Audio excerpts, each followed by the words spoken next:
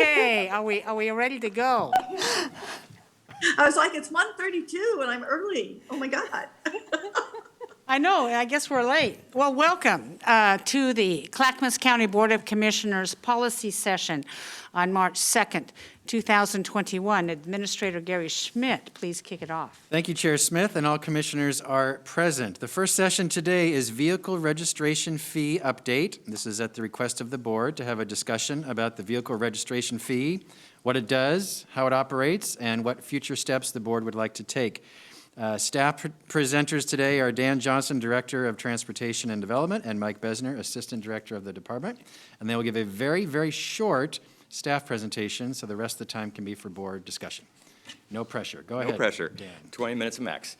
Yep. Hey, so just to make sure we're clear, and Teresa, can they see, or Christine, can they see the slides? Yes, Okay. I'm going to bring them. Thank you so much. Thanks for joining me today. We're basically here to talk about kind of how we got here, what it is that got approved, how it got implemented, projects that are currently queued up, and obviously to have a discussion around how it may be overturned or revoked. And we're going to share all that today. Okay? Next slide, please. So basically, I want to start with a brief discussion around this is our road system. You know, our road system is basically 1,400 linear miles of roads. 40 plus of those are in cities. 180 bridges, and you can see everything else down there. There's two things that I love that kind of draw my attention to this, one of which is the 111,000 linear feet of guardrail. That's kind of new. And a ferry that we have. We have a ferry, for those of you who had the pleasure to ride it. Next slide, please.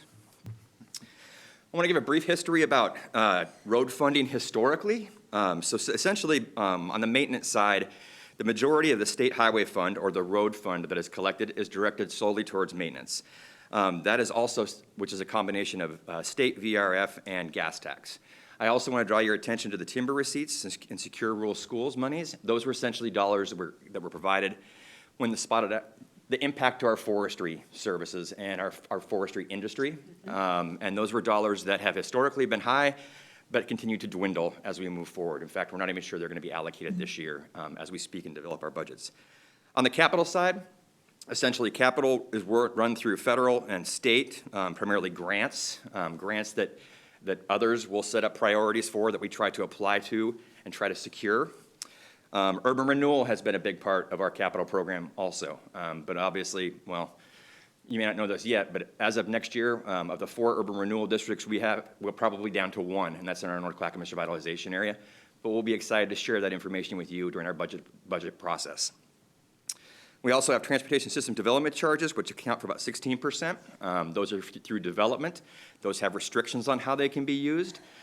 Rarely do you have a project that can be funded wholly with SDCs. It generally has to be leveraged with other funding sources. And then last but not least, we have a very small amount of road fund that we've historically dedicated, very, very small, and it's basically been matched in certain areas. Next slide. So I do want to speak, because it was brought up in the discussion with the Board of County Commissioners, there was an increase in the state's funding that was dedicated to the county. That was passed in 2017 through House Bill 2017. I want to inform the board that we had a robust discussion with the board at that point in time and a discussion around where those dollars should be invested. And you can see from the notes below, it was decided that we would look to increase our arterial and collector paving packages annually when this is fully ramped up from about $3 million to about $8.5 million. We also are directing those funds towards ADA improvements. There's been significant changes in the ADA requirements, and we have sizable ADA improvements that go along with any maintenance that we may do on a roadway. We have to basically go back and retrofit those facilities to make sure they're up to code. And last but not least was directing additional dollars towards safety. We basically increased our safety budget from about $260,000 annually to hopefully about $1.5 million. Next slide. So knowing all those sources of funding, there was a discussion that took place with the board and that started a discussion with the community, and it was more around, is there a dialogue or an interest in a local funding source? And that would take the place of, gas tax or vehicle registration fee. Next slide. Just so you know, just for comparisons, this is back in December 31st of 2019. Washington County, our neighbors, Washington County, as you can see, there has about 1,300 miles of roadway. Multnomah County has about 230 miles of roadway. They do have the bridges they're responsible for in Multnomah County. And Clackamas County is there with 1,400. You can see Washington County has 4 very diverse sources of funding. some of which you can't even implement now if we wished to. There's the property tax component that was a product of Measure 5 and Measure 50. But you can see the total there is about $48 million of annual collection they get to improve their road system of local control. Multnomah County was about $17 million, and Clackamas County had no local revenue source whatsoever. So, perfect. So basically, we were directed to kind of go have a talk with business leaders, community leaders, cities, residents about what their priorities were and what their interest was in regards to implementing a local funding source. What we heard back from the community and those leaders was a focus on, if there was going to be local funding, we want it to be focused on congestion relief, focused on local road maintenance, which we, prior to the implementation of the VRF, did not have any local roads that we would maintain, and safety projects. And we heard that clearly, and there was a lot of consensus around those three primary areas of interest. They also had a lot of interest about a strategic investment fund, which we were thinking about was kind of a fund that we can partner with cities on certain projects, either on road transfers to reduce the long-term liability the county had for roads in the cities, and to transfer those roads over to the cities because cities want control of those particular roads. And last but not least, there was consensus around our vehicle registration fee that we heard from the community. We talked to C4, Clackamas County Coordinating Committee, and we asked similar questions. Is there interest in moving forward with the vehicle registration fee? The response was yes. If so, what was a reasonable VRF rate? And the response was $30, similar to Washington County. Is there interest in a strategic investment fund? Yes, there was. And if so, for what and for how much? And the discussion was around 10%. And so basically right now we set aside 10% of our county funds to help partner in that C4 discussion around projects that have mutual benefit between the cities and the counties. So with that, I'm going to turn it over to Mike Besner, and he's going to run through the Strategic Investment Fund and also some discussion on projects. Thank you, Dan. So that Strategic Investment Fund, when we talked about the what, it was agreed with C4 that we would talk about projects that involve anything to do with congestion relief and safety, benefit the county and a city, and also it would be on the border of a city in all cases. We would also talk about the road transfers based on need and which ones made sense and which cities, frankly, had roads that were good candidates for that. Next slide. The board then appointed a Community Road Fund Advisory Committee, and 15 members made up of residents throughout the unincorporated area only, as long as also some other representatives. There's a business representative, different ones representing different interests. And they met 6 times in 2019, and they helped develop criteria. So for our congestion relief projects, we took them out of our transportation system plan, the top tier of priority in our transportation system plan. We didn't want to reinvent that. We had an existing plan. And so they gave us the criteria they thought we should use because it was still too many projects for the funding that would be available. And so we applied that criteria, came back to them, and then they came back with a recommendation on which ones to fund first, and basically that first 6 or 7 projects that they thought we should tee up and get ready to do. They also, for safety projects with the Community Road Fund, they affirmed what the traffic safety action, or the traffic safety advisory committee had gone through the safety projects in our Transportation Safety Action Plan, and this committee said, yes, that also looks good. They also reviewed and affirmed our local road paving packages that we were planning on doing. Next slide. So the 7 projects that made it onto the list, and these just were the first 7, and they're also distributed geographically throughout the county. Canby Markham Highway, Lone Elder intersection improvements. That one's actually about 90% designed right now. Redland Road turn lanes at Ferguson and Bradley. That one's in the early stages of design. Barlow Road at 9090 intersection study. That was actually a project that this committee said, we want you to look at this in and of itself. The Stafford Road, Petula Way to Rosemont Road, which includes the intersections of Childs and Johnson. Consultants already working on that design. We expect to have a 30% design here in the next 2 months. Johnson Creek Boulevard, which we haven't started, from 82nd Avenue to end of county maintenance. Amsiga Road at Oregon 224 to put a traffic signal in there. We've already started talking to ODOT about it. And then Welch's Road bike ped improvements, we have not started on that. Next slide. Safety projects, and these are all pretty small. A lot of them are at signals. We started slow, but we started things that we could already go ahead and do. And a lot of it is kinds of things like changing the backplate on a signal so it reflects and so you could see it, just making it more visible, stuff like that. We've already started on 3 of the intersections. We've purchased a new software package with our regular road fund to help us analyze our entire road network in safety so we can get good bang for the buck with the safety dollars. We plan on reevaluating our whole network and populating more safety projects at that time. Next slide. Local road paving projects. We've already finished 2 with Community Road Fund, Caris and Ferguson. We have a few more here, Arista area, not Arista itself, but local roads around there, local roads around Thiessen, around Boyer and King, McLaughlin neighborhood, and the Webster area. We also have hired a consultant to help us prioritize moving forward.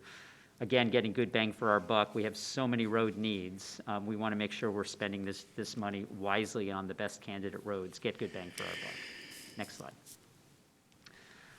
And the Strategic Investment Fund ended up in a place where with 6 cities, we're doing road transfers. And the first one is with the city of Canby, about 1.5 miles, and we're in the thick of negotiations. We're getting really close. It's going to be a great transfer. Turn those roads over to them. They have local control, and we're not maintaining the roads in their city. In addition, there's 4 cities that, rather than do road transfers, there's projects identified. The first one that we're just getting started on is 362nd Avenue, just outside of Sandy, paved shoulders and some safety improvements. There's also Deuce Road, Eagle Creek Road intersection near Estacada, Bear Creek Bridge and Malala Avenue shoulders just south of Malala, and the Borland Road bike ped path from Tualatin roughly to where Rolling Hills Church is. The other thing this community road fund is doing, we're leveraging other money. And so, and actually I apologize, there's a small error. It's not 4.8 million in SD system development charges, it's 6.8. But system development charges are hard for us to spend because by law, they can only pay for a certain portion of new projects based on the new trips that project is accommodating. And so we're leveraging system development charges with this money. The Stafford Road project is using quite a bit, Johnson Creek, and then a lot of those rural congestion relief projects are all using SDCs to help stretch these dollars even further. Also some urban renewal, some state revenue, and then even one project has a private contribution from a developer. And you can see in the table there, we just thought this was interesting to do a split. You know, if you take the House Bill 2017 money Dan mentioned and the Community Road Fund money, it adds up to quite a bit over the next, there's around a 6-7 year projection, 5 to 7 years. And, you know, the Community Road Fund is a little more heavily spent in the rural area. The House Bill money's a little more in the urban, but when you add them both together, it comes out to pretty similar numbers. With that, I'm going to turn it back to Dan. Great. Next slide, please.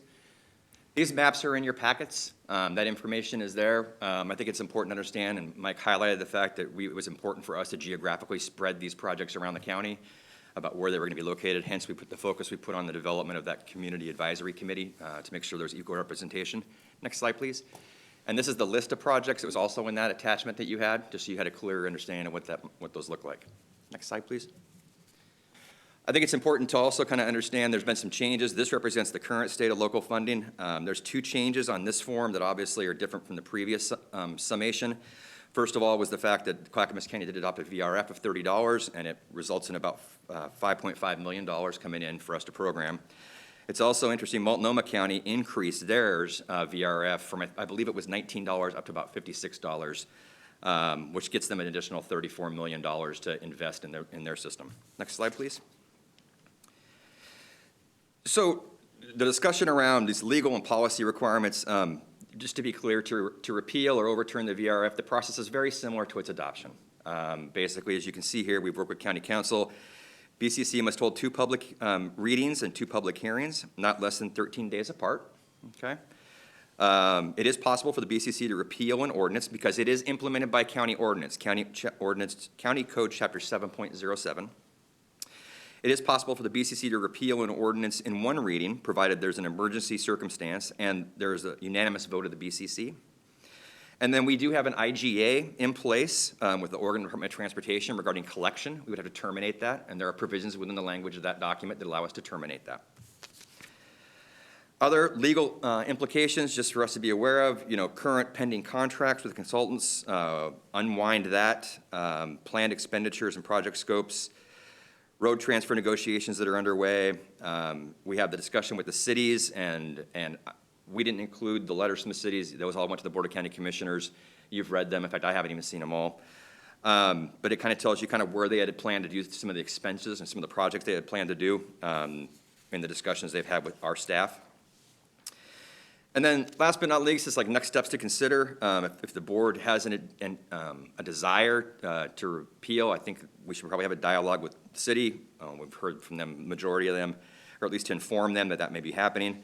C4, we have a community road fund advisory committee, traffic safety committee, and business and community leaders, and then assessing the financial impact of canceling the projects and see how that might be mitigated or minimized. So with that, we are happy to answer any questions you might have. We stand ready to take the guidance of the Board of County Commissioners. And there's a policy session document that went with this as well. So if there's any questions you need answered, please don't hesitate to let us know. And that was like 16 minutes. Well done. Thank you very much. I have at least two commissioners that have questions. Commissioner Fisher. Thank you, Dan. I always learn stuff when I hear the overview. So just one question that popped in my mind that I've heard before, but I don't remember. The State Highway Road Fund is the gas tax, right, that comes to us locally. That's right? It's the gas tax and vehicle registration fees. From the state, and- then to- And weight mile taxes paid by And trucks. weight mile taxes. And so, and I don't know if you can answer this, but this really, I loved all your circles there and all the different funding mechanisms. It seems to me, and especially with the secure rural schools, I appreciated seeing that too, because all that revenue has gotten smaller. When it comes from the state to us, has that also gotten smaller? Or have we kept a level playing field or increasing as costs have increased? Well, those rates are going up a little with House Bill 2017. And Right, so- I don't want to bring in So 2017. prior to that, Just those funding Yeah, sources. so those modified the existing funding sources and increased them, Okay. and that's why, so, really, if you think about are people driving more, which is buying gas, although their cars get more fuel efficient, so the gas tax brings in less and less as time goes on, and electric vehicles obviously change that too, although they do pay a fee. There are more vehicles because more people move to the area, so those do go up very minimally. Okay. But I want to make sure we're hitting your answer, or the question you want answered. The distribution percentages have been pretty consistent and standard. Oh, the distribution percentages are the Yeah, same. yeah. So Clackamas County gets, it's 50, 30, 20, 50, the state keeps 50%, the counties share 30%, and of that 30, and that's split by a formula, and we get about 10% of that. And the amounts have remained pretty consistent or have increased with the cost of doing business over time? Well, they haven't kept up with the cost of doing business. For example, the price of oil, which is our main ingredient in Yeah. asphalt, has gone up way more than the amount of, that those amounts have gone up because of people moving to the area or, buying more cars. So the buying power of that is way less than it was. And you hit on a good point, because that's essentially at the core of the discussion Commissioner Savas was having with you this morning regarding transportation and transportation update about funding. Because as these new technologies come around, some of those historical things that we relied on, for example, gas tax, are going to start depleting. And it's like, how do we recover and be strategic about our thoughts and moving forward with the state? So. Yeah, and the piece that really struck me when we were studying this is that we are prohibited by statute to use general fund for our road and That's capital correct. projects. And that's something that if we wanted to change, we'd have to go to the legislature to allow correct. that. But our hands are pretty tied. And on the flip side, with those funding sources, they are solely set for road purposes. And so you have a very clear line in the use of those dollars on either side of the ledger, so. Yep. Okay, thank you. That's all I have for now. Thank you, Commissioner Commissioner. Scholl. Yes, you mentioned that the VRF was bringing in about 11.3 million a year, right? approximately. Something like that, yeah. And then okay. that gets divided. Right, exactly. How much does the road fund bring into the county in that same year? Right now, we're bringing in, I want to say it's about 33 million. No, I'm talking about from the state road fund. Yes, we get from the state about 33 million a year, give or take. It's somewhere around there. Okay. And the next question is, are the cities using the funds from the VRF strictly for road maintenance and improvement? So they have to use it for road purposes because it's restricted by the Oregon Constitution. And so they're all using it for different things associated with roads. It could be maintenance, it could be building a new project, it could be fixing their ADA ramps, stuff like that. Could be, like, one of our cities, I think, is going to use it for bonding for more money to do road Right. projects, things like I that. noticed the city of Sandy had that. Yeah, yep. Okay. Good, thank you. And we did, just to make sure we were clear, the board at the time asked us to, actually, I think it was C4 or the board, I can't remember, asked us to engage with our city partners to really get a better handle on how they were going to use the dollars, and those discussions took place. Okay, thanks. No more commissioners. The reason why we have this presentation, commissioners, today is because it's my intent to either, by vote of this board, to reverse the vehicle registration fee or put it out to a vote for a referral. And the reason for this is this. Dan, you forgot to mention that in 2016, this board put out a vote to the people on a vehicle registration fee. Is that correct? It was gas tax. Correct. it And was what gas tax. percentage did that fail by? Oh, It failed. It failed by a lot. I'm thinking, 63. 60% or higher said yeah, no. I'm thinking it was close to 65% maybe. I could be wrong on that. And what made the public so grouchy was, after they said no, this board went against their will and voted unilaterally to increase a fee that the public said no on. And so going forward, I suggest that in light of what I consider to be very special circumstances in our state and in our county in particular, that we consider either one of those. Now, I can run a vote at next Thursday's business meeting or the Thursday after, and we can go all on the record as either voting for or against it, and then we have to answer to the public that way. But with the impacts of COVID, people are working at home, yet they're paying a very high vehicle registration fee because the state also raised the vehicle registration fee. And I would submit to you, you have said $30 a year, when in fact, the renewal for the county is $60, and it is problematic for a lot of low-income households. People are not working as much because of our COVID impacts. They have lost their jobs. Our businesses have suffered with COVID impacts, and their vehicles, they're still paying their vehicle registration fee. And I'll remind this board that just recently, we have referred to the voters a levy for the sheriffs to increase their property taxes yet again.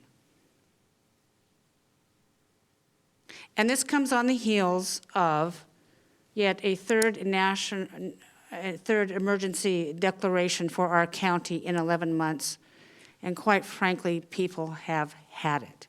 And any commissioner who is not paying attention to their constituents and are not hearing that, I submit to you, commissioners, you're not doing your jobs.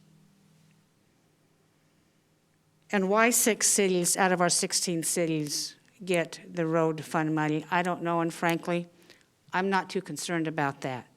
As far as the cities are concerned, if they want to continue with their maintenance on the roads, they have an ability to pass their own fee, maybe not a vehicle registration fee, but I have been party to cities passing fees, and they're collected for various reasons, and it's very clear what those, City of Malala, for instance, had a $5 fee on their water bill. It wasn't for water.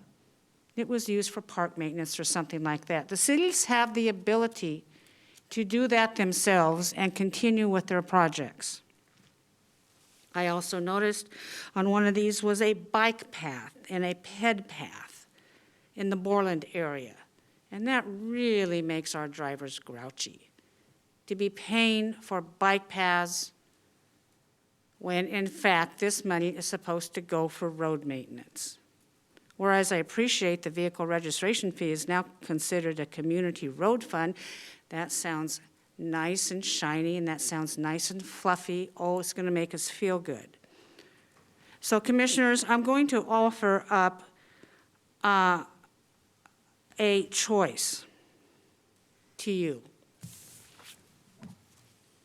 And I do believe that we can have the votes to consider this on a Thursday business meeting where we'll all be put in a position to either vote for it or reverse it, or what we can do is we can have a vote to the people in November, at which time we invite all kinds of people to come in and testify.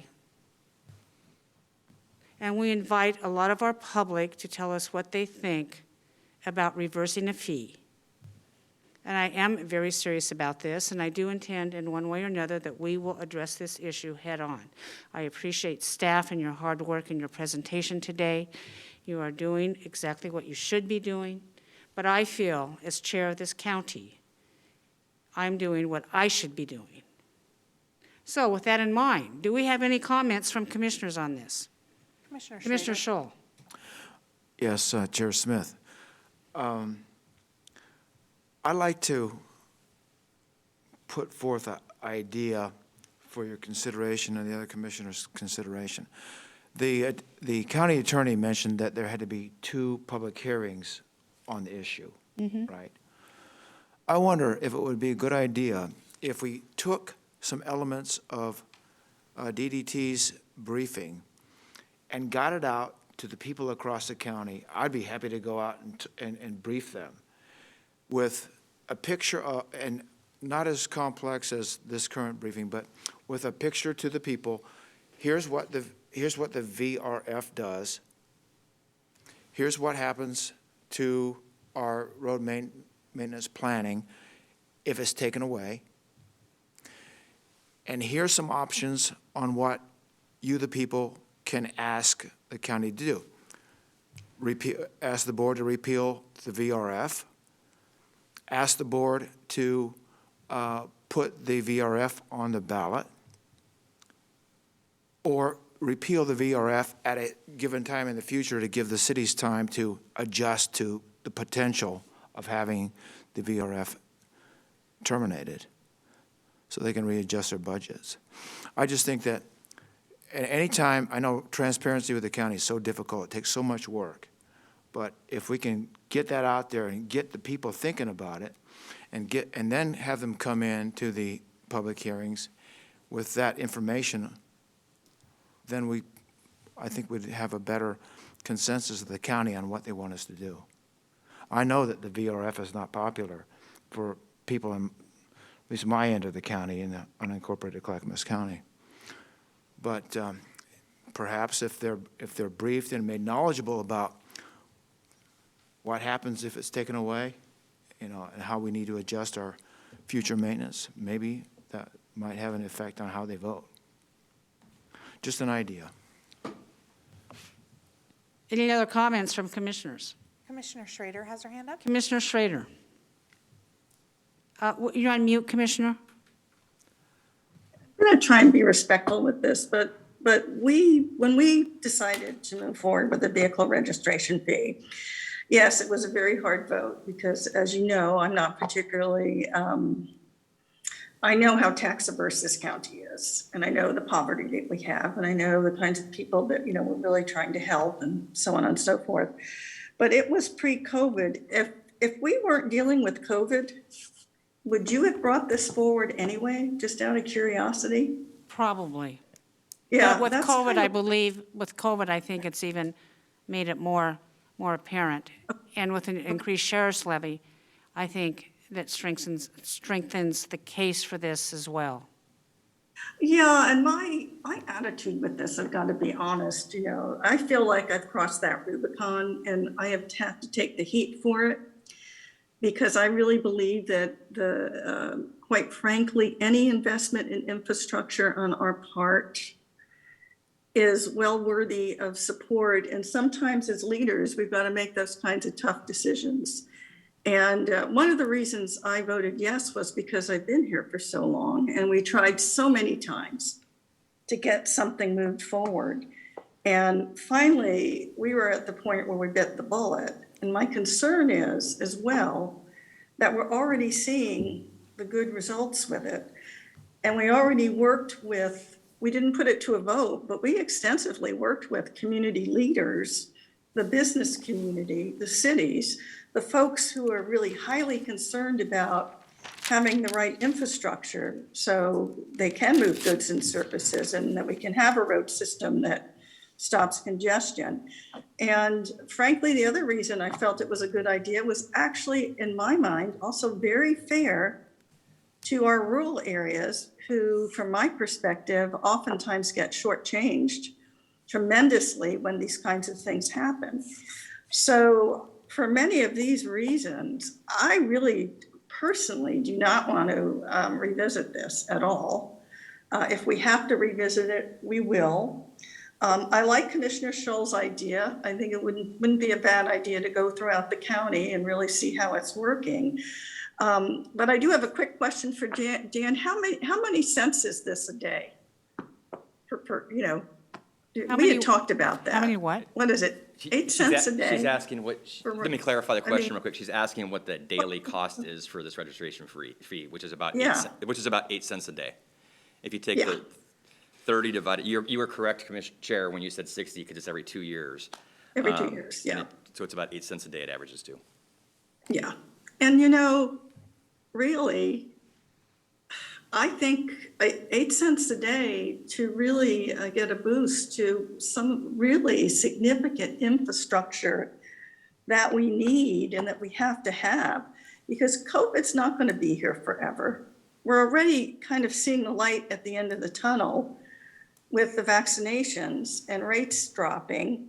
Let's hope it stays that way. We're going to have different variants. So as soon as we get over this hump, I hope by the summer, we will see an increase in usage and congestion. And frankly, I'm not even convinced having to have to drive to work, even from my perspective. I may be working from home today, but when I try and get out in the morning, it's pretty congested on 43. Of course, the ice storm didn't help, I'll say that. So I would just caution that I think dismantling this would really be a mistake for the county. And I am willing to go and tell people for 8 cents a day, let's keep our road system going. Please. Thank We you. have to. Thank you. Thank- Commissioner Commissioner Savas has his hand Savas, raised. Commissioner Savas? Yeah, Chair, if yourself and my colleagues will indulge me, I think there's a little bit of a story here that needs to be told, and I won't be as long as staff, I'll be shorter, I promise. No, that's not a criticism of staff, so please don't take it that way. Kind of felt that way. So back when I came on the commission in 2011, this was really an issue. I got assigned transportation. I was listening to constituents. I was talking to the members of the city's councilors and mayors. I was doing my best to reach out. I was been a member of C4 since inception back in 2001. It's really our birthday, by the way. We're 20 years old now. And Martha was along for that ride off and on for periods of time in her capacity as a county commissioner. This road funding challenge has been there. Staff has, made their case, past and present staff over the years. And we have a lot of infrastructure out there. We're a growing county. The other aspect of growing is that we have all these undersized roads, old farm roads that are basically one lane each way that today, at least pre-COVID, if you will, serve more like highways because there's no other means for people to move, and they're pretty well congested. No one ever thought that our country roads like Highway 213 and 211, and a number of roads, 99E going into Canby, Stafford Road going in and out of Wilsonville, all these roads being used excessively. So taking the position of the co-chair of C4, along with, I think it was Mayor Lori DeReamer from Happy Valley at the time, I believe, we served as jointly as co-chairs. And so we decided to take this on as okay, let's figure out how we're gonna do it. And so we had, I really thought, a really good working relationship with the cities and throwing out ideas. We had great help from staff, DTD staff that helped us explore different options. And we were building, I thought, over a couple of years with our retreats and our efforts, really ahead of steam on getting something going. And Chair Smith, yourself and Chair Ludlow at the time came along on the commission in 2013. And I believe it was June when yourself, kind of a surprise to me, we were a little bit surprised that Chair Ludlow and Commissioner Smith at the time came to the C4 meeting and basically said, we appreciate all what you're doing, but we're going to take this over, and we want to get it done, and we need to take care of our roads. We need to do all these things, and basically, in essence, and I'm not going to speak for myself, but I'm going to speak on behalf of the people there at the time. That was not very well received.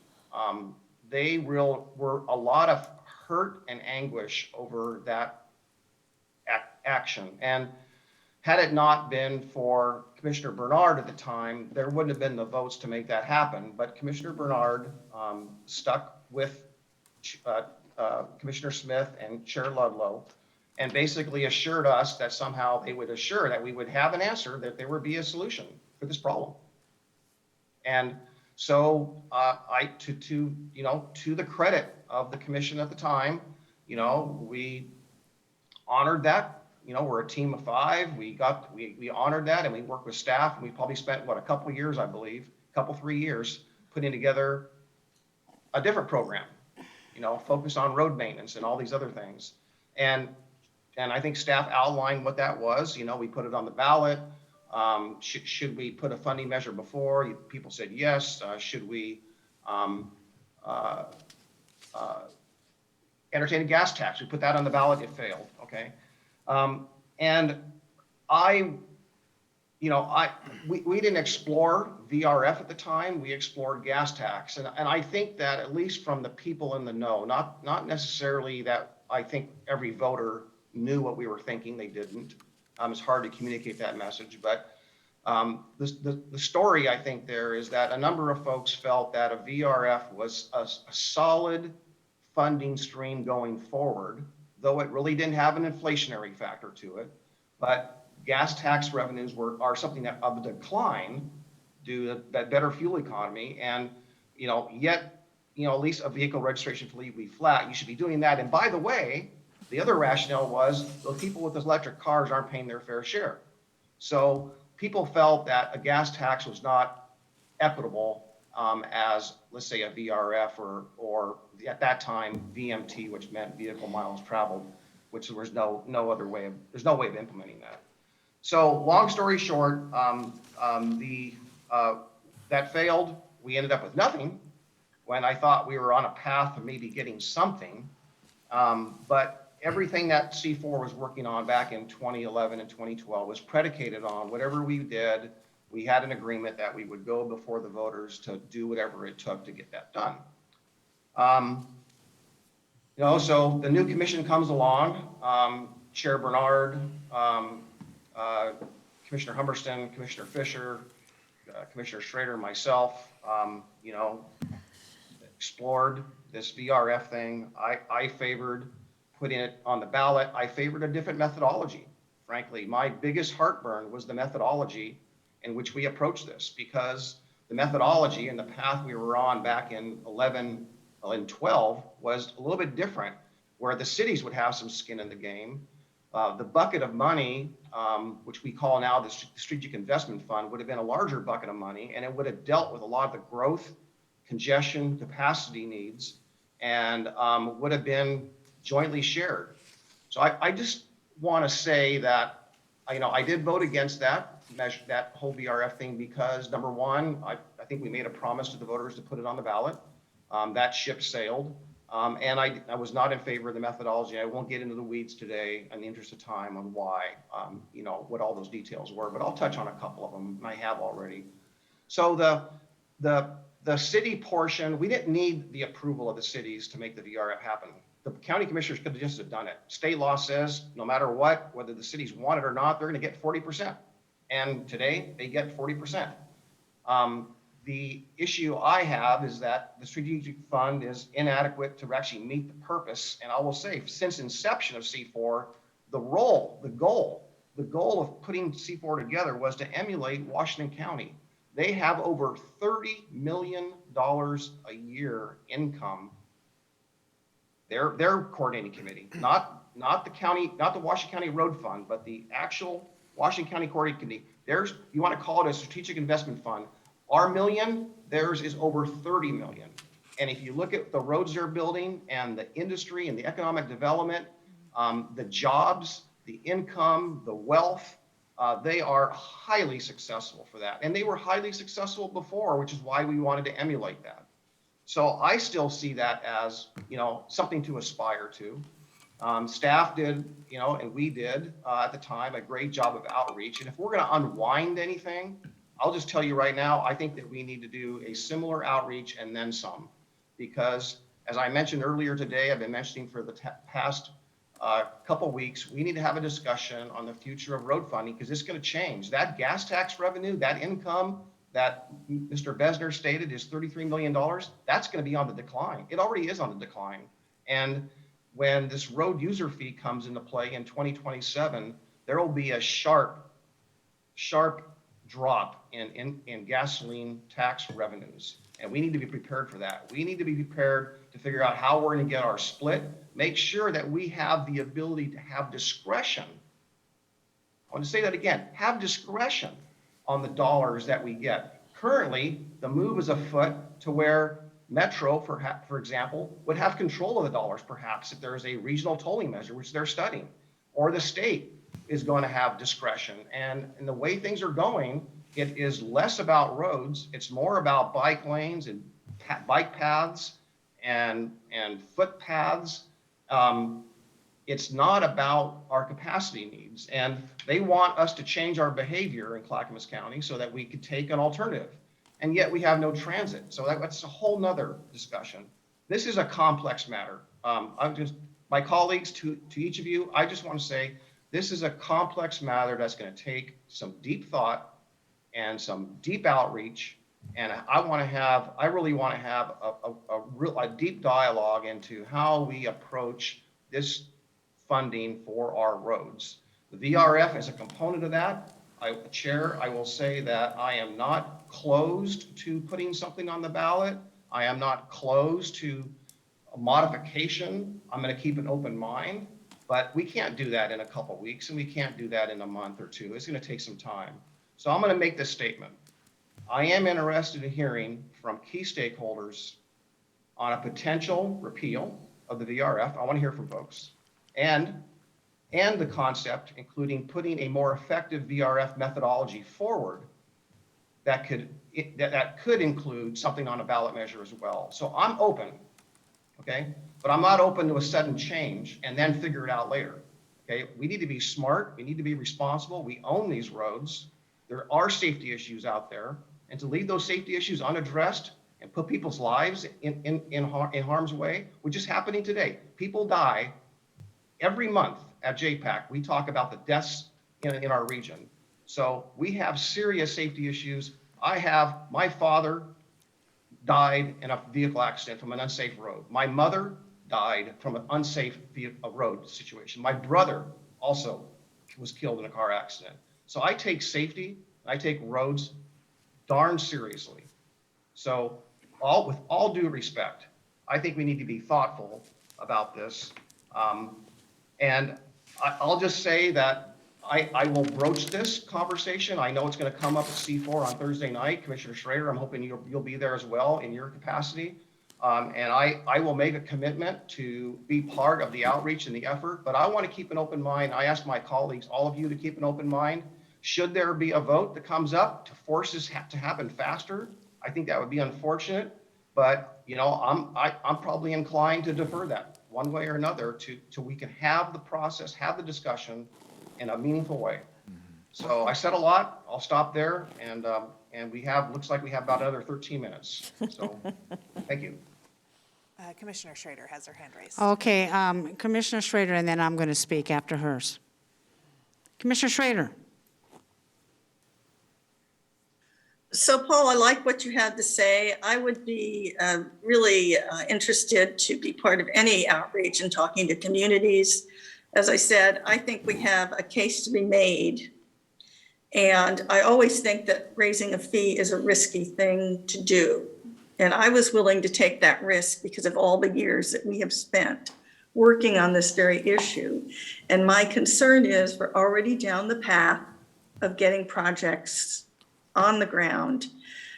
And I also kind of feel that we've sent staff down this direction, and to change midstream, as I said, I have real issues with that.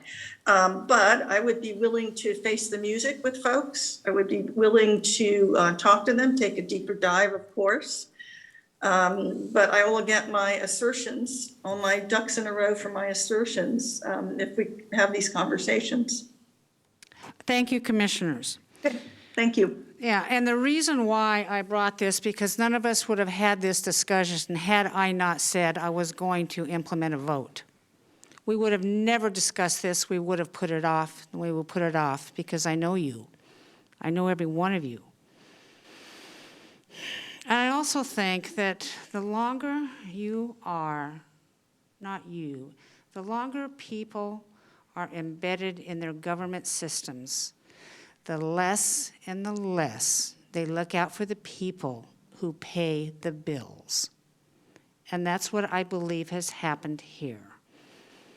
We've had some long-serving commissioners here, and you brag about how long you've served, and I appreciate very much your institutional memory. But I also think the longer we serve, the longer that we don't have to pay attention to the voices that are out there who put us in office. And that's what I intend to do with this. And so today I appreciate Commissioner Schrader. I appreciate Commissioner Savas and Commissioner Scholl and what he wants to do on outreach. But I also know human behavior says we're not going to have an outreach, and staff won't make an effort unless we do decide what we want to do with this. So today I'm going to take an informal poll.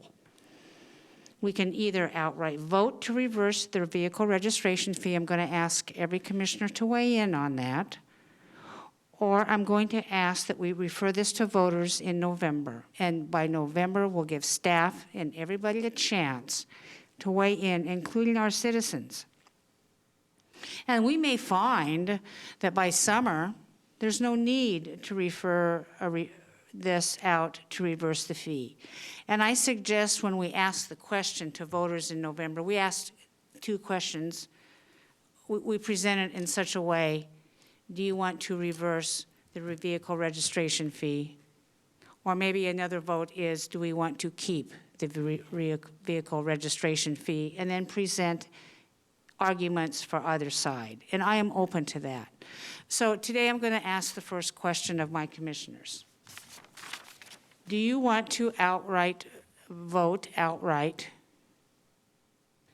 at a later date to reverse the vehicle registration fee? Since you voted it in the first place, you have an opportunity to reverse that vote. Commissioner Scholl. I would tend today, Chair Smith, not to want to repeal.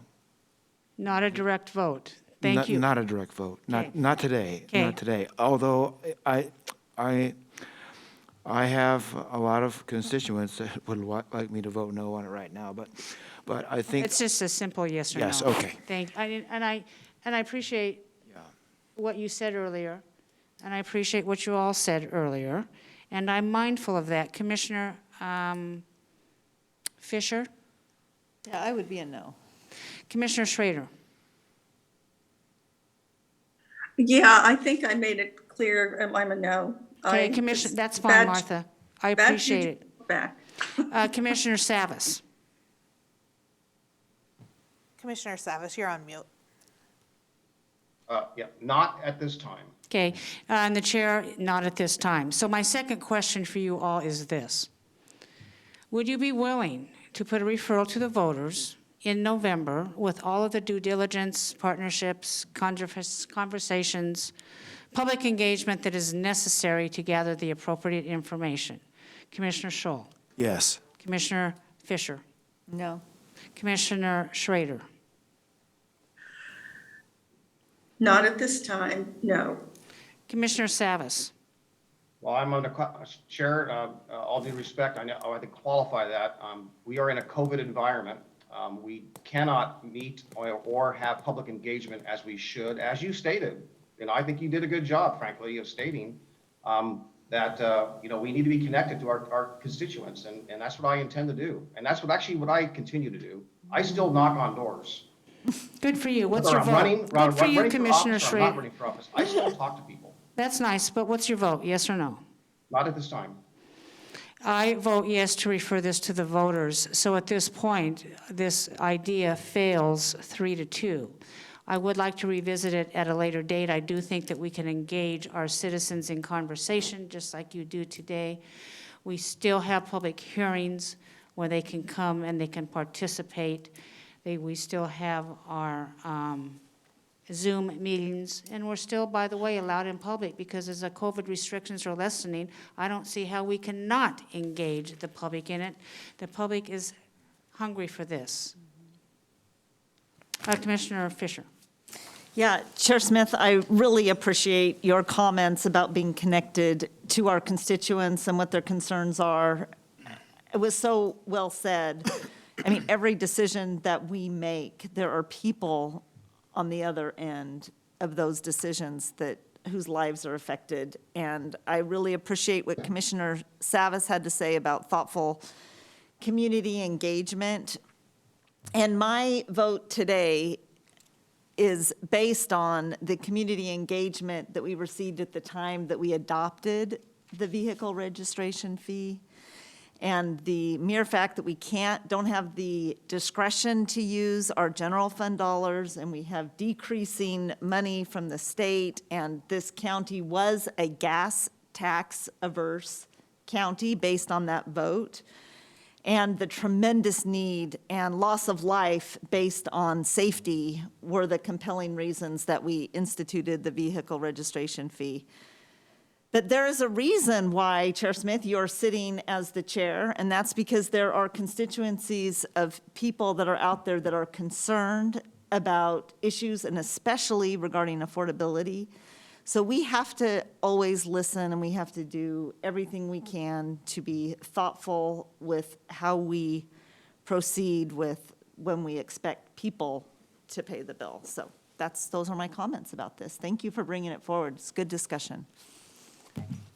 Gary, is there anything else that needs to be said on this? Not right now. So what I propose is give me time to think, and let me talk with Dan and Mike offline, and come back to you, Commissioner. And first, how about we do this, the policy session Commissioner Savas recommended earlier today, a transportation funding update for the full board, that 2-hour session on a Wednesday. Let's do that as the immediate next step, and give me time to strategize with staff of how we can perhaps do a public outreach campaign over the following months.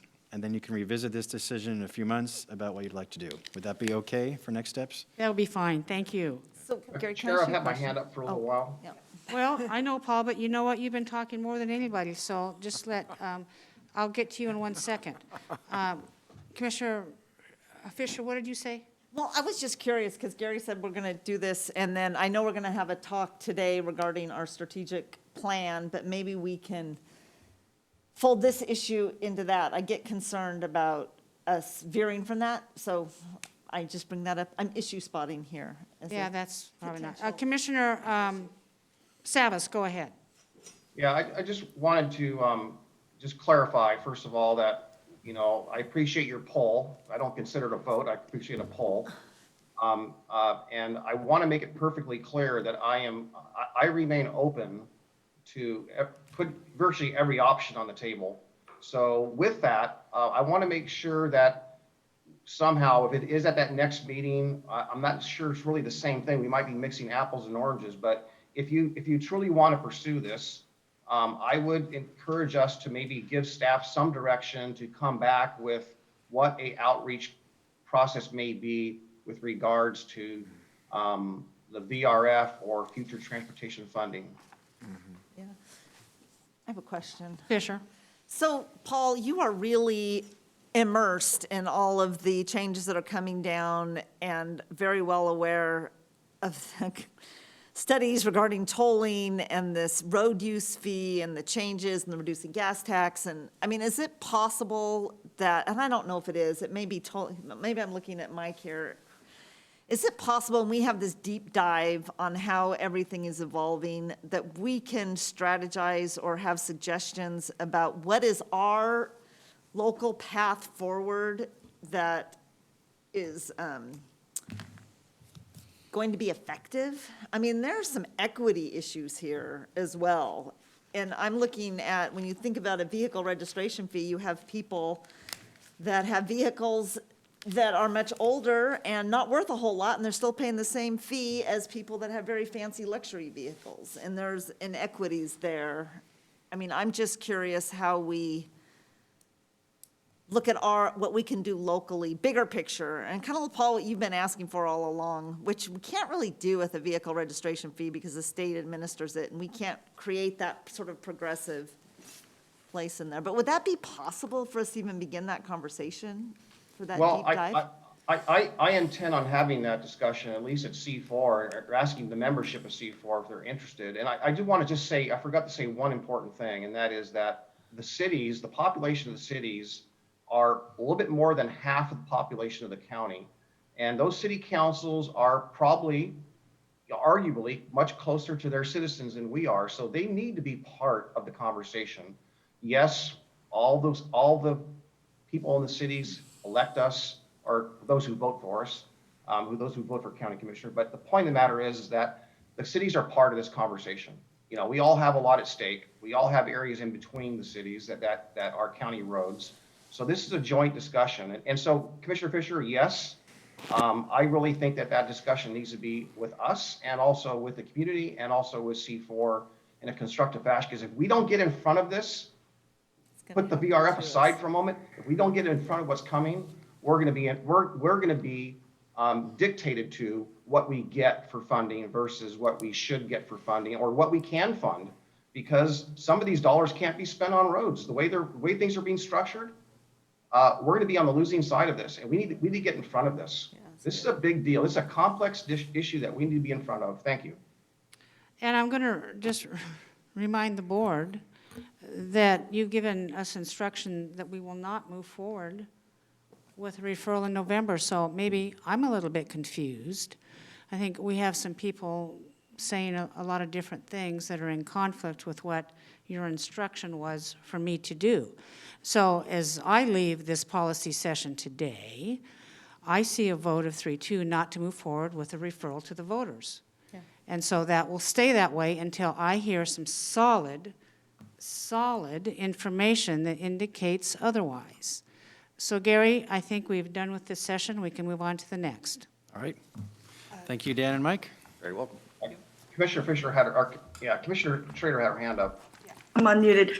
I think that, Paul, this ought to be one of the top conversations we have at C4 on Thursday, because I believe we've gotten community letters of supporting the VRF from a number of our community leaders. And I'm assuming they're going to be listening to this discussion today. And I think we're going to really have to have a conversation about where they are, where they think their citizens are.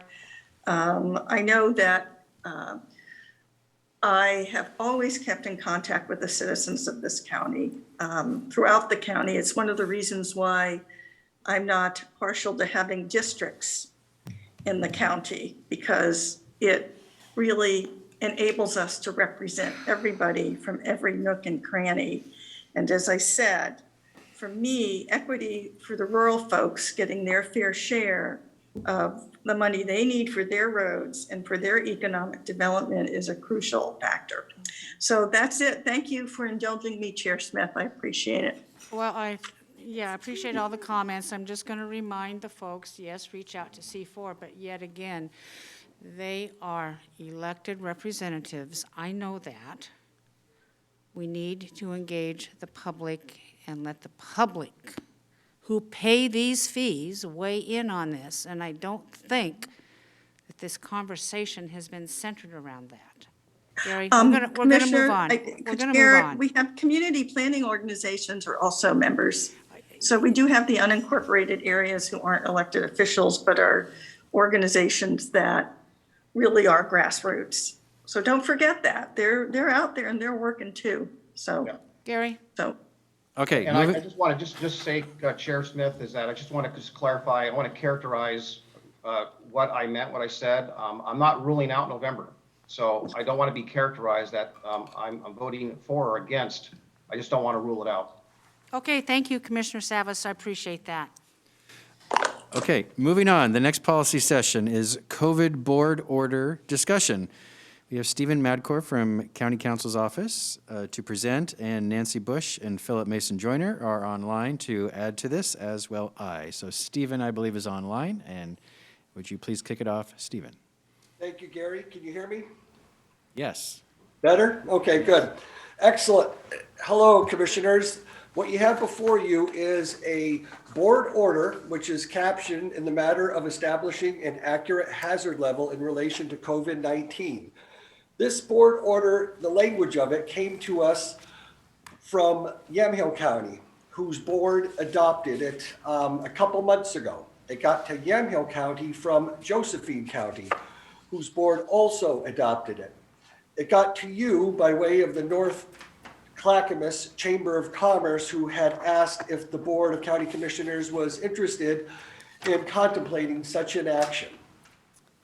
What this does, as explained to us by those other jurisdictions, is allow for certain businesses, those affected by the COVID pandemic, whose business was affected, primarily I would suppose restaurants, bars, gyms, those types of establishments, movie theaters, bowling alleys, to aspire to maintain the Oregon Health Authority's distancing requirements, mask requirements, and things along those lines while operating in a limited capacity. And what both of those jurisdictions did, they did something, this is just one step. The second step was what's called a validation action. It's a provision provided for in Oregon law where a board, such as the Board of County Commissioners, can adopt an ordinance. And if there's any question about it, it can ask the court to validate it. Dear court, take a look at this. Is this lawful? And that is so this ordinance standing alone doesn't provide the owners, property owners or business owners with the level of protection that's outlined in the whereas clauses and in the ordered clause. It would depend upon how a court actually ruled on it. So this is just one step of a two-step process by those two, that those jurisdictions are undergoing. I think if we provided it to public health, and they came up with an alternative version, which is not before you today, but Nancy's here and Philip Mason Joyner's here to speak to those issues as well in their opinions on the form of the current order. But I did provide it to public health, and they were not supportive of the order as drafted. The position of county council on this one is we also are not supportive of the order as drafted because we believe it is questionable legal efficiency or efficacy, and also that if adopted, it may indeed result in providing your businesses, county businesses, with a false sense of security. They would say, look, the board said I'm entitled to good faith defense here against the tribunal. What does it mean if it doesn't mean exactly that?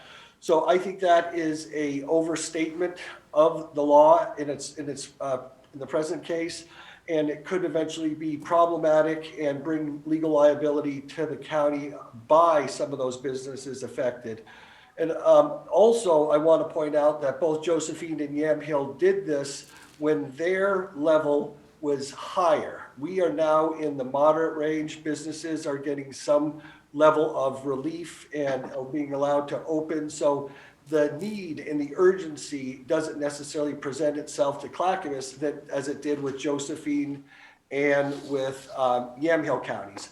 That said, I know Philip's here and Nancy's here, and I'll try to answer any questions that the board has with respect to this form of order. Thank you, Stephen. I have a few quick questions. This was brought to us by our business community, and Clackamas County Chamber is a very large organization, as you know. It was presented to us quite some time ago. I don't remember exactly when, but with our ice storm and impending power outages, we were not able to get to it probably in a more timely manner than today, but that's the way life is. Stephen, of the 3 counties that have adopted this, has there been a court ratification or a court denial of this? Excellent question, Chair. I'm sorry I neglected that detail. What happened in Josephine was nobody appeared, so nobody challenged it and nobody supported it. So basically they got what's called a default judgment, where the judge just signed something. It's not a ruling on the merits. It doesn't go to the substance of it. So I think that ruling or that order from the court is relatively meaningless. In Yamhill County, they are still within the process of validation, so there has been no court ruling there either. And wasn't there one other county? Was there 3 counties or just 2? Yep. The only 2 I'm aware of, Chair, Oh, were okay, Josephine sorry, and I didn't hear Yamhill. that right. That's okay, fine.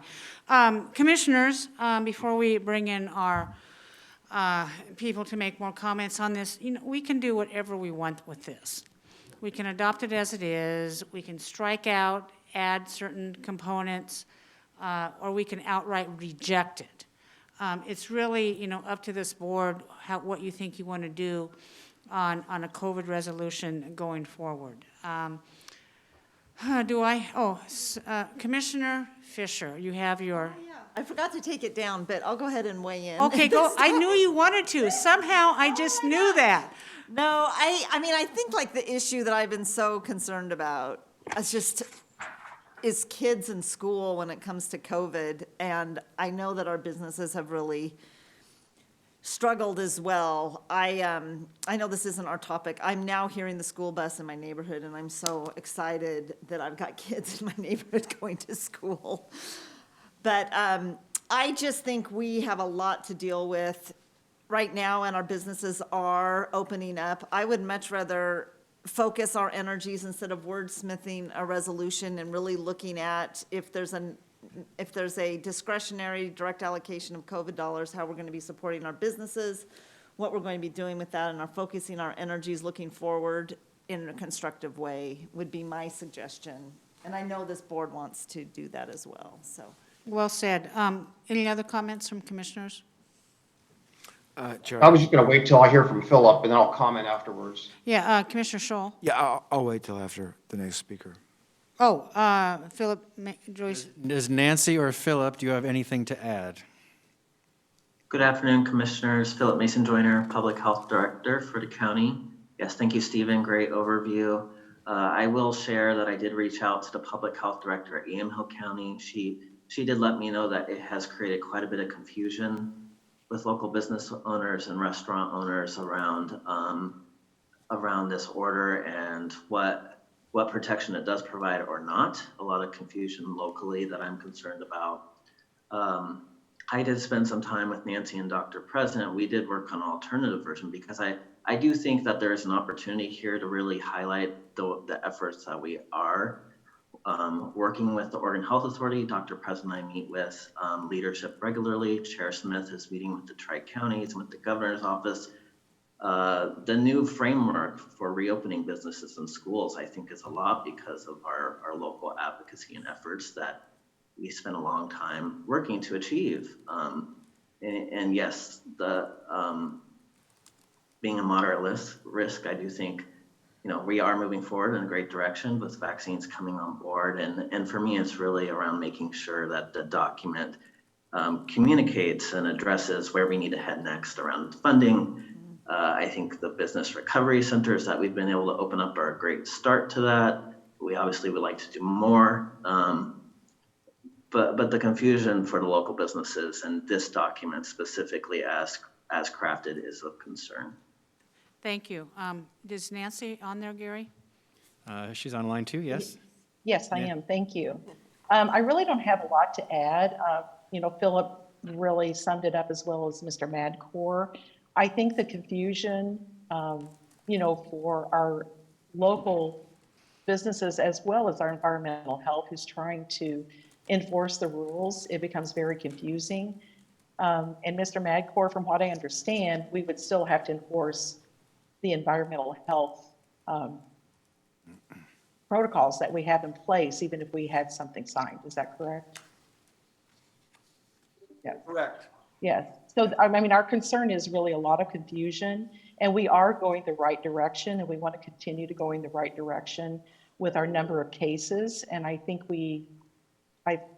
as Commissioner Fisher said, I think we should put our energies in doing those things. Commissioner Savas. Actually, Commissioner Schrader was first. Commissioner Schrader. Everybody. So, yeah, Philip, I like what you had to say, particularly with all of the things that we have done. I'd like to see if staff could pull together, I don't know if this is economic development, you folks, but all of the relief packages. I know that people don't want to see that as like the only thing, but I think we have done quite a bit to support our businesses during this whole crisis. I know it's been tough on them.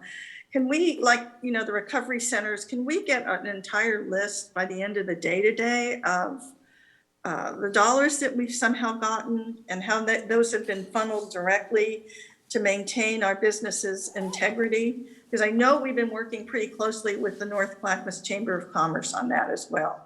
What is the Small Business Association doing? I mean, there's been lots of resources out there of people actively working in a level of economy that I'd like to see and have in my portfolio. I appreciate that, but you know what? I think I'm not sending staff down foxholes to gather numbers that we might do a resolution and then end up not doing it. I think. Yeah, I would just say that's what I would.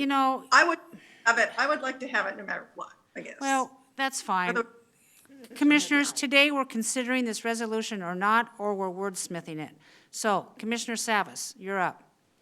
Yeah, well, in its current form, I can't support it. I think it needs to have some changes if there's a will to continue on with the resolution. I do want to help the businesses. I think there has been a series, the goalposts have been moving around for quite a long time. And, I know that Nancy and Philip and Dr. President and ourselves have been discussing this for months now, months and months.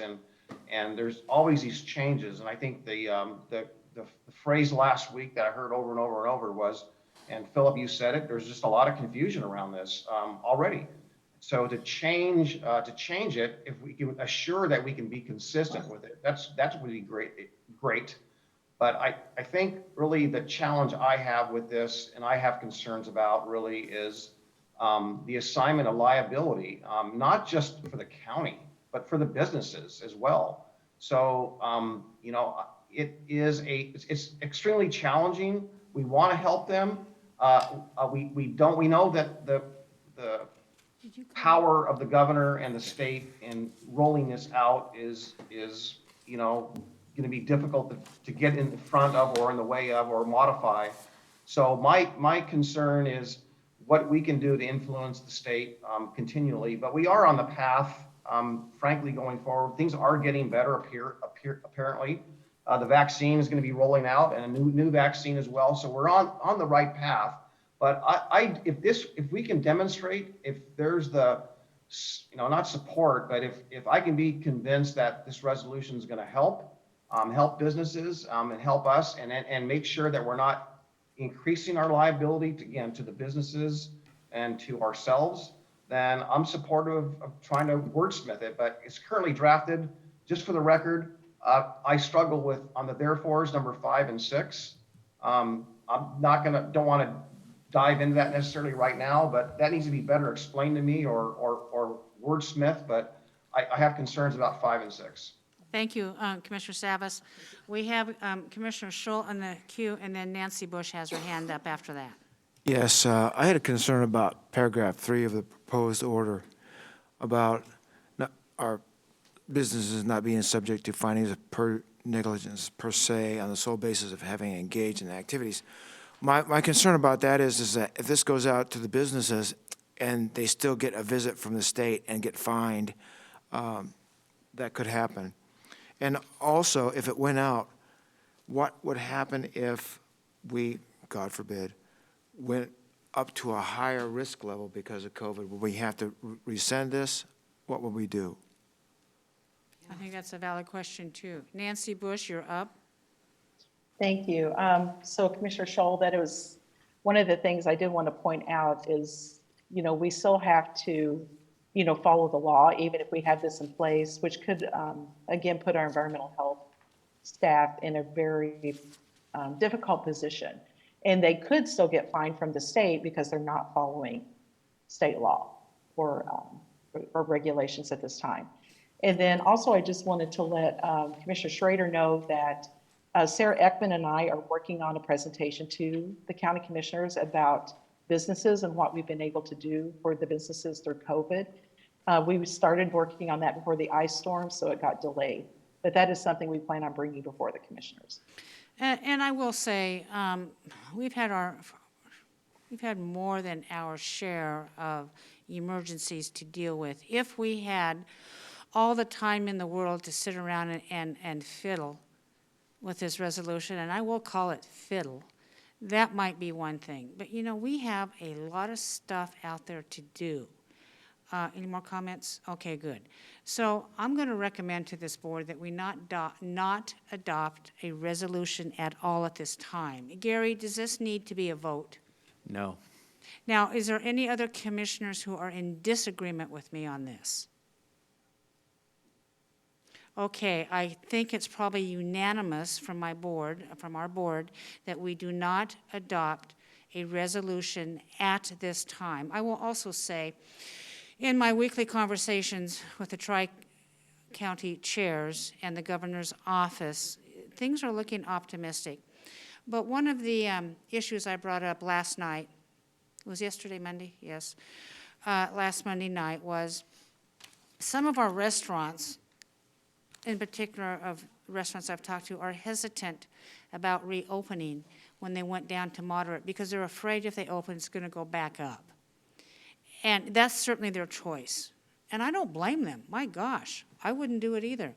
But I also mentioned, I said, so the restaurants have employees, right? So they have these employees, they get laid off, and they go draw on unemployment. Then the rating goes down, these employees go off unemployment to go work at their place of business. Then the rating goes up, they lose their job again. They are not entitled to go back on unemployment, and that is wrong. And I told the governor's staff, I want that changed. Is it a legislative action in law, or is it a rule from the employment department? So they're checking on that. And I don't think people should be punished for abiding by a government action that has adversely affected their employment. That's where I would rather see this commission put our energies into, if you don't mind. So, Commissioner Fisher. Yeah, I didn't know that. So that's really good information. And maybe what we want to do instead of resolutions, so you have your calls on Monday? Yeah, Monday, Okay. I mean, I was just Monday thinking, evenings. as a board, if there was a time that we could talk about what we're hearing, and then when you talk to the Tri-County chairs, you can use that forum. I've been using the Friday at 11 a.m. Oregon Health Authority Forum regarding what I call the Hunger Games of vaccine Right. for seniors, of trying to advocate for a list so that people don't have to keep calling. But if we could somehow use our collective power as we're moving forward, I mean, that's a terrible thing. If Yeah, people I know, and it's lose very, their very job like sad. that. It's very sad. Maybe it's a federal law, I don't know, but it's worth investigating, and Leah Horner from the governor's staff was going to check that out, and hopefully I'll have an answer next Monday, I don't know. But, so it looks like we will not be adopting this resolution at this time. we can always certainly revisit a resolution at a later date if somebody has a brilliant idea. I'm not opposed to that either. But Gary, can we move on? Commissioner Savas has his hand raised. Oh, Commissioner Savas. Yeah, I just want to just put something out there in regards to my earlier comments and what we've been hearing out there and the inconsistency of the goalposts moving and not the businesses not really having any assurity what's going to happen with the state might introduce something different. And we are on this glide path into kind of more of a more opening kind of environment, which is great. But we don't know if that's going to maintain, right? This new variant could change things. It could go sideways, and no one wants that to happen. But I just thought, Chair, maybe when you have your discussion and my colleagues, when we're having discussions at our different tables and committees and assignments, that we consider or discuss a little bit what the Governor Inslee did in Washington State recently, in particular, the idea of not doing any kind of rollbacks, meaning that if they start opening, they're not going to go backwards, that they're going to maintain that. So that's an interesting concept that would give businesses that are reluctant to reopen today in Oregon or in Clackamas County or around the state, that they're reluctant to open because the rules might change again. So if they had the assurity that we won't have a rollback, and then they can open. And if there's a outbreak at their particular business, then I think rightfully they ought to be shut down for a period of time. But it ought to be site specific, and it shouldn't be blanketed all the people that are taking all the precautions and not experiencing outbreaks. We've been punishing everyone, including the people that have been performing well, and it just hasn't been right. Yeah, and I agree with Commissioner Savas on this too. Thank you for your comments. So, have we beat this horse to death? Yeah, we'll give you lots to talk to the Tri-County chairs about. Yes, absolutely. I do think that just shooting Tootie a text or an email before her Mondays would be good. Yeah, that's fine. I could present anything that you folks would want. We've got to use all our collective power with all of these ideas because Thank we are you. going to keep moving forward. Okay, Gary. Excellent. Thank you, Commissioners. The final policy session today is Clackamas County Performance Clackamas 2021 Update, and I will be presenting this. Commissioners, 1 month ago, you met at your retreat to discuss your Performance Clackamas goals and come up with revisions and updates to those goals. And I'm here today to share with you the recommended final version of those goals and seek your approval to move forward. A quick recap. So almost 8 years ago, back in 2013, the Clackamas County Commissioners, of which 3 of you were here at that time, agreed to have a formal strategic planning process for the county as a whole and all county departments. We call it Performance Clackamas. The board's goals, or we call the county's Performance Clackamas Plan, has been in effect for almost 8 years. You have had 5 strategic priorities that you have kept you've agreed to over those 8 years, and you have agreed as a board to retain them this time as well. Quickly, they are build public trust through good government, grow a vibrant economy, build a strong infrastructure, ensure safe, healthy, and secure communities, honor, utilize, promote, and invest in our natural resources. So those 5 strategic priorities remain. And you have agreed to create 10 strategic results that fit within those 5 priorities, which serves as a guidepost and a focus not only for staff, but for you as commissioners to guide your major work over the next 2 years. Now, while these goals, there are both short-term goals and long-term goals, this is meant to be really a 2-year plan that you will revise every 2 years, although there are also 5-year goals in this plan as well. But they're really meant to be 2-year goals. You came up with the results at your retreat, and then you asked staff to review them and offer any recommendations, specifically as far as dates and percentages of the specifics of those goals, although staff did offer some minor wordsmithing that I accepted some of that wordsmithing, but not all of it. In fact, some departments, I really appreciate their effort. I rejected them and I sent it back and said, no, not to revise the goal, that's the board's goals are the goals, but rather to help define the percentages and the numbers, the how and the when, as Marv, our facilitator, guided you. So the document, which is page 3 of your staff report, the attachment called BCC Strategic Results, it looks like this. this page, this grid, if you're seeing it, this is what I'm referring to now. The final column that says recommended changes, this is what I'm seeking your approval on today, and quickly I'll just read them for you and tell you where the changes are from your retreat. So starting at the top of the page, by 2022, the county's budget will be structurally sound, sustainable, and 100% tied to results. That is exactly as you had drafted it.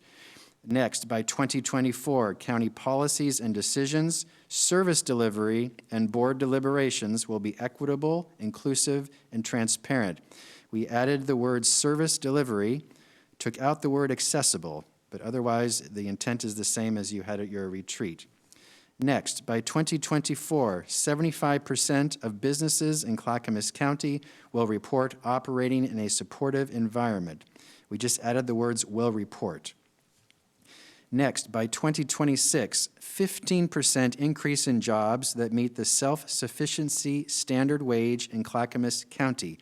Our staff recommends that's the new language. Instead of family wage jobs, self-sufficiency standard wage.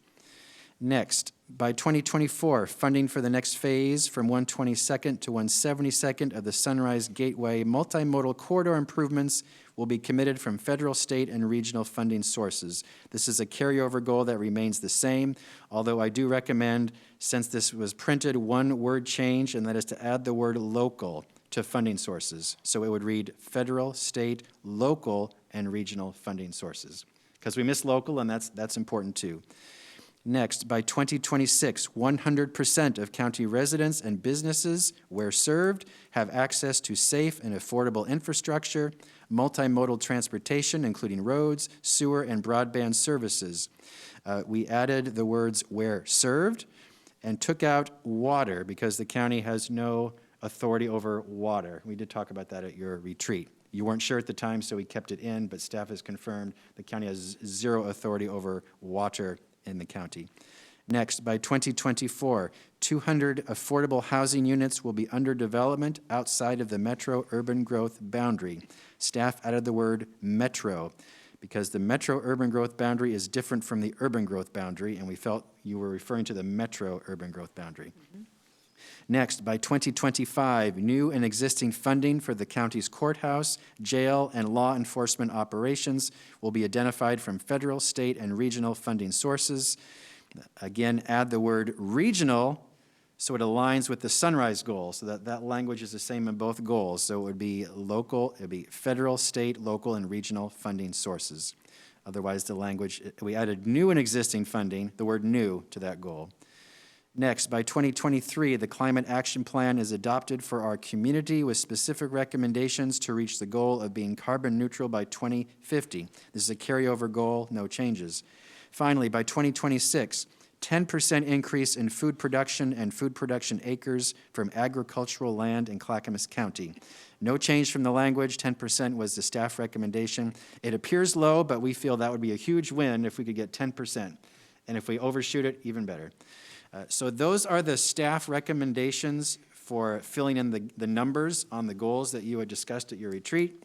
I'm seeking your approval of this, or if you have any other changes you'd like to make, we can hear them now, or you can send it back to me and I'll go back to staff and we can make some more major revisions. Christina. Commissioner Savas has his hand raised. Commissioner Savas, go ahead. Yeah, Gary, I was just wondering if we could, I don't want to go over each of them, but I was just wondering if we could kind of go down the list on some key ones, and maybe my colleagues might want to talk about one that I don't want to talk about, but let's just start with the first one. So we had this discussion, during the retreat and then shortly thereafter and getting clarity of whether or not we would have a sustainable, structurally sound budget this year, 2021, 2022. So, is that still the case, or are we going to kick the can one more year? I'm not sure what you mean by 2022 because it doesn't say the fiscal year. Yes, thank you, Commissioner. So yes, we do have a structurally sound and sustainable budget going into fiscal year that starts July 1st, 2021. We are still not 100% tied to results, which would be every department's strategic plan, your strategic plan, tying that to the budget resources. So that's the one remaining component that is still not met that we feel will absolutely meet by 2022. And that's meant to read by July 1st, 2022, that fiscal year start. Okay, if I may, Chair, the Yeah. other one I'm interested in, the first one under Grow a Vibrant Economy, by 2024, 75% of businesses in Clackamas County will report operating in a supportive environment. How are we, I mean, that seems fuzzy to me. I'm not being critical here, so I'm just, maybe you can be better explain on how we're gonna gauge that. I mean, how do we measure? That's a great question. In fact, staff asked that question. What does supportive environment mean? And so that is, yes, we could offer some more clarity, but without making this too complicated of a goal either. Well, I'm trying to remember, Paul, I agree with you on the term supportive environment. Does that mean, for instance, not having an overburdensome government regulation? Is that what that means? Yeah, we did discuss that at your retreat. We used the words burdensome, bureaucratic, removing barriers, removing bureaucracy, removing burdens and barriers, and then Marv suggested, let's call it supportive environment, so. Yeah, and I think we words. landed on that because we might have been tired. But I kind of, I don't know, commissioners, if we want, my concern is that somebody's going to read that and go whoop-de-ding-dong, right? So if we could have more exacting language that said, government will not impede business growth, or something like that. I'm wordsmithing, folks. You can help me with this. Yeah, well, Chair, let me jump in and see if I can help. I'll just focus in a little bit deeper here, and that is that, for example, if the state decides to put a new business tax on, hypothetically, and it's 10%, 10% tax on payroll, and they do it, in June, okay? I don't think that they're going to say that that's a supportive environment, even though the Clackamas County had nothing to do with it. So somehow it needs to be more what relate to what we are doing versus what the state may do or the federal government may do. Chair Smith, I think you can, Commissioner Scholl. I think you can leave in the term supportive environment and then put an asterisk on it, and at the bottom, explain what that is. And in my mind, a supportive environment is a place where businesses can come with adequate infrastructure, adequate taxes that are reasonable and not to the point where they're going to drive business out of town. I kind of don't like the asterisk approach. I think we need to No, be it should decisive. be written in the goal, so. It needs to be written in the goals. I'm just thinking of what the county does. We need to get rid of red tape. We need to streamline operations. We need to not have overly burdensome regulations. One example, Dan's sitting here, but when COVID hit and went really quickly to was it our permitting process online, where it took other jurisdictions like tremendous amount of process and time and struggle, and our developers can now come to Clackamas County. It's just awesome. I mean, it's that kind of spirit of making it easier with less government red tape. I agree with that, but we don't license our businesses in Clackamas County, correct? So what restrictions are we putting on our businesses, I guess, is what I'm asking. You want me to answer that? You want to answer it? Go ahead. No, you can. You look like you're going. Well, it could be some feel, no offense, Dan, that our permit process is too slow or that we're not accessible when we should be, although we certainly are lately because we're online now, we actually heard this during COVID. We've not done enough for businesses. We have not done enough funding for businesses. Well, we didn't get funding from the feds like our other neighbor counties, but we could have, people felt we didn't do enough. That are all the ordinances and any decision you make, does it have a business-friendly focus on it, a business-friendly lens? And some could say, maybe not. So there's a lot of ways to define that. I'd like to hear other feedback you have on goals, because I think I'd like to come back to you and let me talk with staff on a recommendation for better wording. Oh, that's a good Because I think there'll be other changes here too, so. Okay, good, that's good. All right, he's going to work on the term supportive environment. I would agree on that. What about, commissioners, any other? I'm not inclined to add anything to this, and there's been some discussion earlier I don't want to do that. I think any issues that come up, we can deal with those outside of this strategic plan, and there was some talk about that today.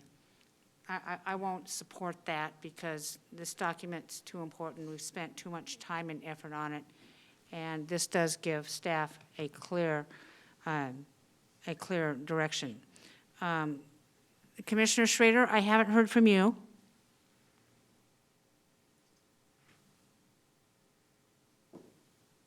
She's unmuting herself. I think we ought to talk to our Economic Development Department, and get some verbiage from them Okay. about what are some of their substantial activities Okay. on that issue. Yeah, okay, good.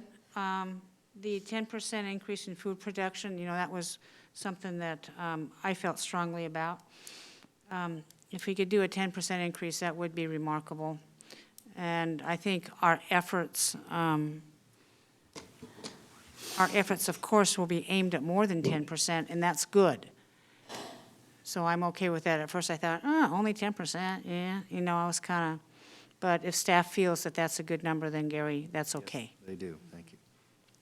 Commissioner Savas has his hand raised. Commissioner Savas? Yeah, the last one I have a comment on, or actually it's more of a question. So the next one under Grow a Vibrant Economy, the bottom one there, by, this self-sufficiency standard wage, is that a metric that if I call the state employment office and ask for the self-sufficiency standard wage, they're going to have that metric? Or is that something that we are ahead of the curve on as far as either nomenclature or metrics from the state? Great question, Commissioner, and I don't know. I'll find out, but I'm sorry, but not right now. I'll have to get back to you. Yeah, I just, my point is that we ought to have consistent language that we can relate to, or the industry can relate to, and we get our data from the employment office. Yep. And those are metrics we use, and I don't know what other source that we would use in lieu of that, the state. Well, maybe the economic department, like Martha said, can find that out and I'm pretty sure they can, Paul. I know there's information there's some information there that we can get. I will Commissioner- find out and report back to you. Commissioner Fisher. So I really like seeing this all written out this way. It's really, really helpful. But one thing I wanted to bring up, and somehow I missed the specificity at our retreat regarding the just the units, rural housing outside of the urban growth boundary. One thing I would like us to consider, and I talked with Jill Smith about this earlier today, and just a little bit of context for both of you, there was a homelessness and housing task force that put together a lot of recommendations, and many of them dealt with what can the county do to incentivize just development of housing and housing affordability, not necessarily what you would call low-income housing or housing authority units. And I am just wondering, that work is underway, right, Dan? It's underway in the sense that many of those things have been brought into the work plan. But as a board, as part of the strategic initiative of potentially broadening our goal to say something to the terms of by such and such a date, blank % of households are able to obtain housing at 30% of their household income. And that type of a goal would be beyond just the housing authority, but continue this integration that's happened. It's actually Commissioner Schrader and Commissioner Savas that started this integration within Clackamas County between all of the departments to look at the continuum of housing across all income levels. Yeah, what was that statement again, Commissioner Fisher? Please read that again. By such a date, like 2025 per se, blank %, I'm not sure what %, of households are able to obtain housing at 30% of their household incomes. Okay. And that wouldn't preclude the 200 No, affordable it units for wouldn't. the rural. And that's something that our housing authority specifically is going to be working on to get those in queue. I think that particular language is more inclusive and can reach more people than the 200 units because the goal of many people, if you're, for instance, a couple working, your goal isn't to have a unit. Your goal may be to buy your first home, or move up to a second home, or retire and downsize to a home that you feel is more affordable. Commissioners, what do you think about the language that Commissioner Fisher has offered? I like it. I kind of like it. All right, we'll revise Okay, that. we Repeat like that, that. Commissioner Fisher? Yeah, Yeah, I don't have the dates. I mean, I would need staff to advise. I did check with Jill Smith today to see what her thoughts were, and she thought that this would be a good goal. But by blank, so by like 2025 or whatever the date would be, a blank percent, like say 20%, 30%, 40%, whatever, of households are able to obtain housing at 30% of their household income. So is that achievable? At the rate we're going as a region, is that actually something we can accomplish? And if so, how? Well, I can tell you that that is the goal. That's what the standard is of what is considered how much people should spend on housing. And we have increased through the Metro Housing Bond many affordable units for people that are on the very, very low end of income. And we also have the commitment through Clackamas County and through the recommendations of our homelessness and housing task force, different types of incentives and things that we can do that are already being worked on through planning and through Dan's shop, through DTD. So it's a great way to strategically keep our focus on the larger goal. Commissioner Fisher, is that 30% of gross income or 30% of net income? No, I'm not sure what the standard is. It's gross I income, think it's right? gross income, Is that right? Dan may not know. but we can check on that. Yeah. It makes a difference, So obviously. Commissioner, are you suggesting we remove the current listed goal of housing affordable housing units in the metro urban growth boundary and replace it with this new goal? Yeah, and the reason why I suggest that is because we want to keep our goals limited. And in my conversations with Jill, I wish Jill could be here, but that is what they're going to be doing, those 200 units. They're going to get those working with their housing. That's going to happen. That's what's in queue next after they do their current projects. I see, so it's more of a reality than an aspirational goal, is what you're saying. The 200 units is more of a reality. What you just mentioned in the new goal is more aspirational, and I believe that's what the strategic plan is about. Strategic. It sets our sight for the future moving forward. And Commissioner Fisher, is your updated goal countywide or outside the metro urban growth boundary? I think it should be countywide. Okay. So Commissioners, this is not what you discussed at your retreat, so I want to be clear that you're taking out the goal of housing outside the metro urban growth boundary and instead adding what Commissioner Fisher is recommending. Is that what you all I agree? think the problem is, I don't mind adding it, but we've discussed this before. It has been somewhat inequitable in terms of where our focus has been. And we really haven't been able to funnel a significant amount of dollars to some of our rural cities in our areas. And that's what my concern has been. I don't mind including the entire county with this. But in my opinion, we actually probably for our rural areas have actually, I believe, left some money on the table. And not only just with the metrics, the HUD metrics, but when we talk about farm worker housing as well. Only Sandy and Canby has, in my recollection at this point, has any subsidized farm worker housing. I think Malala has. I know Malala has some, but we transferred that to another nonprofit because getting those kinds of dollars didn't seem to be under the umbrella of our expertise. So Well, when you I'd talk like about, to expand our expertise in that, get some equity going. yeah, So, Martha, that Malala Housing Development is not farm worker subsidized housing, it's just subsidized housing. There's one that we transferred over to a nonprofit Yeah, that yeah. was farm working housing. I'm Yeah. pretty sure it's in Malala, but I'll double check on that. well, there's one on, the one on Tolliver Road, but I don't think it's that. The problem with farm worker housing, well, I don't even want to state what that problem is. But, yeah, I don't know. So Commissioners, what do we want to do on this new goal? Commissioner Savas has his hand raised. I'd like to chime in, Chair. and- Yeah, go ahead, Paul. Yeah, so I'm reluctant to change that one in the sense that I think we need to keep our foot on the gas, if you will, on meeting that 200 affordable. That's a big lift.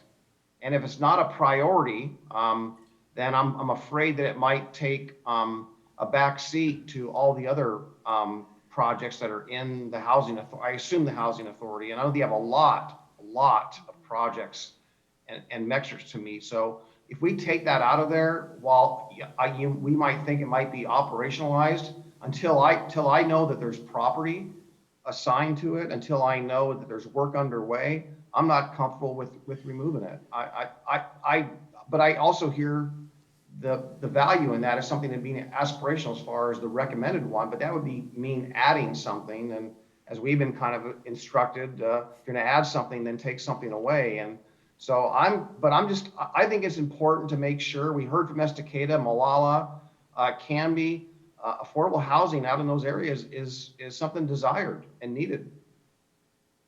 And then that brings up the question, what does affordable housing mean?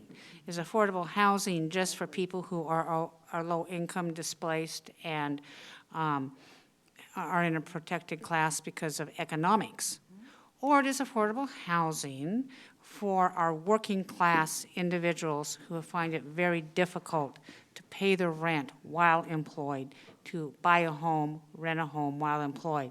So I think our working class folks really get overlooked. And in my last 4 years on the commission, I was always battling the definition of affordable housing. We never got there. So I don't think we can define what affordable housing means to us right now. I think it means different things to different people depending on your point of view and where you come from. So I think that I'm going to take a vote on the substitution of this language. So what I'm going to ask the commissioners to do, a yes vote indicates that you do want to substitute the language that Commissioner Fisher has offered. A yes vote, we will substitute the language. Chair Smith, one thing that I would suggest, is to get input from staff. And I don't know if this is something that Gary could take back to connect back up with Jennifer and with Dan's shop. The thing that I want to keep going, and it's what Commissioner Savas and Commissioner Schrader started, which has been so successful in this county, is the breaking down of the silos between our housing, our social services, and DTD, and continue that strategic look across the spectrum, the whole continuum from those that don't have anything to the housing supply that we know isn't enough to create affordability. It's that integration that I'm interested in continuing. But that would be. Commissioners, what do we want to do? I've offered this up as a substitution. Gary?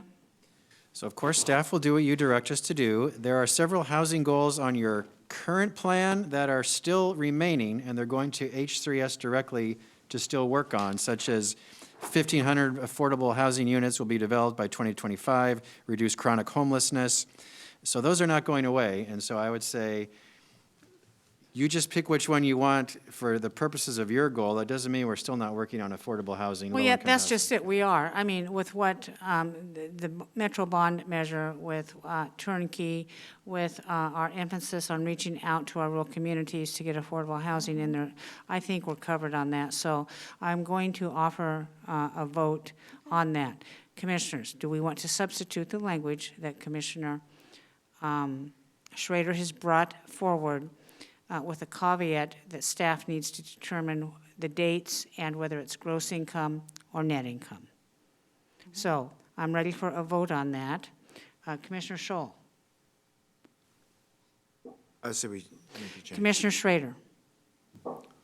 Sure. Commissioner Savas. I didn't hear Commissioner Schull, but I would like to keep that 200 unit goal there. So you're a no, so you're a no, thank you. Commissioner Fisher? Aye.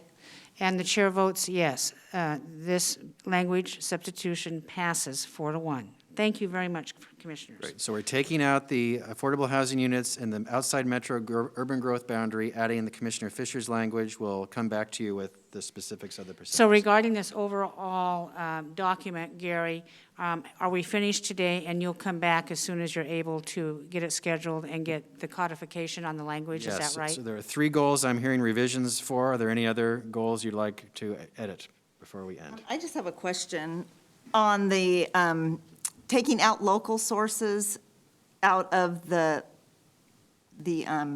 goal? I And think just, was that we're adding local. Adding local. Oh, I'm looking at the wrong side. Oh, wait, no. It's not in the Recommended. document. I verbally said it today. Oh. Adding the word local to the 2 funding. Okay, so Gary, could you just do me a favor and read to me what that goal will be for Yes. by 2025? Yes, so this is under safe, healthy, and secure communities. By 2025, new and existing funding for the county's courthouse, jail, and law enforcement operations will be identified from federal, state, local, and regional Okay, funding sources. that's great. So, thank you. No, I was just curious why that was removed, but that, It wasn't, it just wasn't added, I guess. Okay. I think we forgot. got it. That makes sense. Okay, Gary. You did say that, Gary, and I It was in the apologize. original language, and then it Yep. was removed by accident. Yeah, got it. So any other suggested edits or changes outside of the 3, which here are the 3 I'm coming back to you on, the 75% of businesses in Clackamas County report operating in a supportive environment, more clearly define that language. Next, 15% increase in jobs that meet the self-sufficiency standard wage to determine that language self-sufficiency standard. Is that the standard or not? And then removing the metro urban growth boundary housing goal and adding households able to obtain housing at 30% of their income countywide. We'll come back to you, define income as a gross or net, put a percentage in there and a date. So those three results, I'll come back to you with more clarity. Thank you. Okay. Yep, thank you very much. Gary, is there anything further today? That is it for today, Chair Smith. Well, thank you, Commissioners, for all your hard work. This session is adjourned.